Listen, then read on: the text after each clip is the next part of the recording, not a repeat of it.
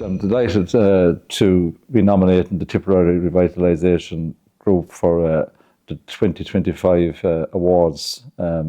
This is a huge honour that Tipperary County Council can bestow on any group or any organisation. The reason why I suppose I'm nominating Tipperary Revitalisation Group is they've worked tirelessly and they have accessed huge funding from national government to get Tipperary town moving again.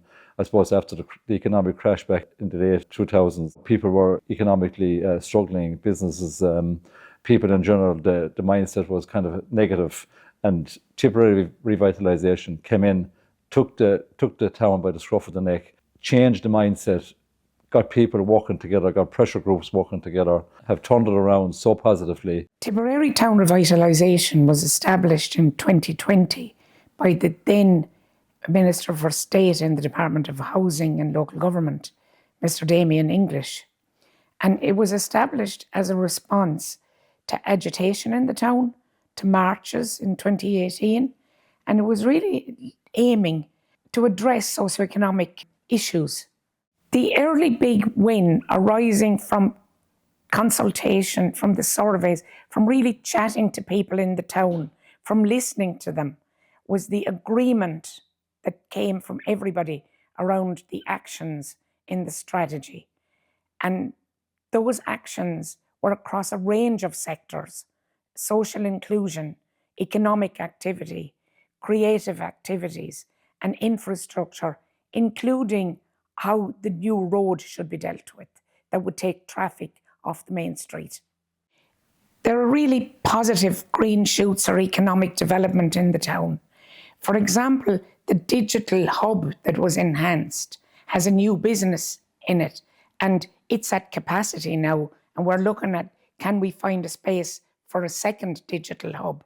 Now, in addition to that, private enterprise are really stepping up. For example, Ryan's Bakery has employed an additional 30 people in the last 18 months. The Revitalisation Task Force have helped develop a sizable area at the back of the building here to revamp and refurb it and make it a modern, contemporary, open plan office. Thankfully, once that project was completed, we've attracted a new anchor tenant, Neffin Renewable Gas. They're going to develop a network of anaerobic digester plants around the country, but their office is here, their main hub is here in Tipperary. They're going to be creating a lot of employment opportunities for us here, the locals in Tipperary, and that's a key development, I think, which the Revitalisation Task Force had a part to play in. Throughout the rest of the building, we have a hot desk facility, private rooms as well that are available for other businesses. We were asked to take the lead on two particular programs. One was the Creative Places, which is about driving the arts maybe in areas where there hasn't been a huge investment by the Arts Council in the past. And this isn't just for young people, this is for, so the Creative Places as a programme is designed for all ages. So from zero to the grave, from the cradle to the grave. So we might be the lead agency on it, but it's about connecting people to their locality by exposing people maybe to arts, but also that there's also economic element to it. You're providing local artists with opportunities. We've created a Creative Connections group of 38 local artists that meet now on a monthly basis, and they're being supported to kind of develop the sector in the town as well. Behind that, then you've got, you'd have worked with the Wheelchair Association, you've worked with Moorhaven, you've worked with Three Drives, Knock on Raleigh, all the agencies, age groups, tidy towns across the entire town, with a view to driving the creative sector within the town.